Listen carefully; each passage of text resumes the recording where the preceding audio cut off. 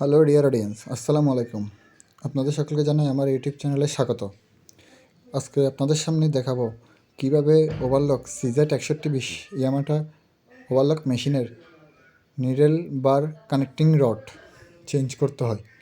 যদি নিডেল বার উপর নিচে গজাগজি করে তাহলে কিভাবে আপনি এটা কানেক্টিং থেকে চেঞ্জ করবেন। সো ডিয়ার অডিয়েন্স, আমার ভিডিওটা সম্পূর্ণ দেখার চেষ্টা করবেন। এই যে উপরে ফেস প্লেট খুলে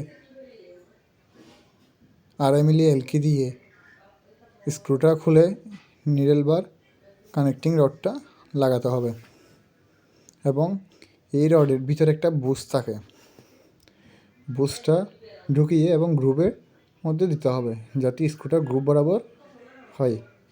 যদি গ্রুপের বাইরে পড়ে তাহলে স্ক্রুটা টাইট হবে না। স্ক্রুটা লুজ হয়ে গেলে ভিতরের বুশটা বের হয়ে যাবে। এই জন্য এটা 2 মিলি এলকি দিয়ে এটা গ্রুপের বরাবর বসিয়ে টাইট দিতে হবে।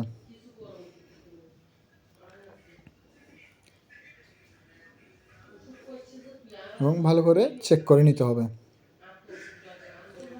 বুশটা লাগানো হয়ে গেলে এটা পরে আমরা মেশিনটা উল্টে নিব এবং নিচে যে কানেক্টিং রড আছে এই রডের মধ্যে কানেক্টিংটা লাগাই নিব।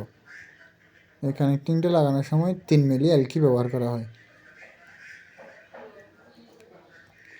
আমরা আপনাদেরকে আগেও দেখেছিলাম একটা ভিডিওতে নিডেল বার ওঠানামা বন্ধ করা যায়। অনেক সময় কানেক্টিং বার রডটা চেঞ্জ না করেও নিডেলের বার উপর নিচ করলে বা গজাগজি করলে এটা কীভাবে বন্ধ করতে হয়।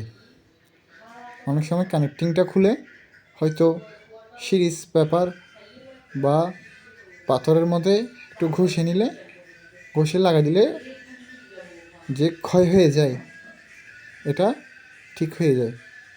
যদি তাওতেও না হয় অবশ্যই কানেক্টিং রডটা চেঞ্জ করতে হয়। এই যে কানেক্টিং, এই কানেক্টিংটা আমরা এখন কানেক্টিং রডের মধ্যে লাগিয়ে নিব।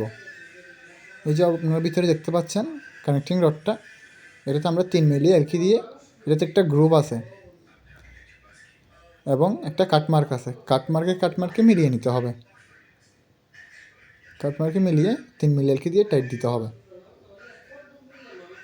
প্রথমে একটু হালকা করে উপরেরটা টাইট দিতে হবে যাতে নিচেরটা বরাবর ফিটিং হয়। অবশ্যই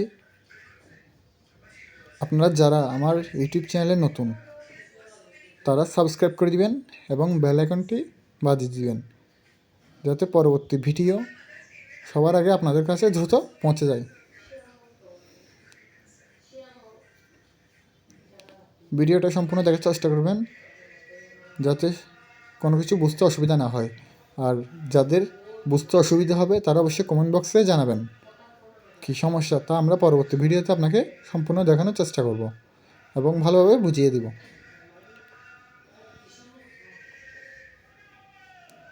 অবশ্যই প্লাস দিয়ে ভালো করে টাইট দিতে হবে, নাহলে যখন মেশিন চালানো হয় তখন লুজ হয়ে যাবে, আবার নিডেল বার গজাগজি শুরু করবে। এখন আমাদের কানেক্টিং রড লাগানো শেষ এবং ফিটিং করে ফেলবো। সো ডিয়ার অডিয়েন্স, আমরা যারা আমার ইউটিউব চ্যানেলে নতুন তারা অবশ্যই আমার চ্যানেলটি সাবস্ক্রাইব করে দিবেন এবং পাশে থাকা বেল আইকনটি বাজিয়ে দিবেন যাতে আপনাদের প্রয়োজনীয় ভিডিও দ্রুত আপনাদের কাছে আগে পৌঁছে যায়।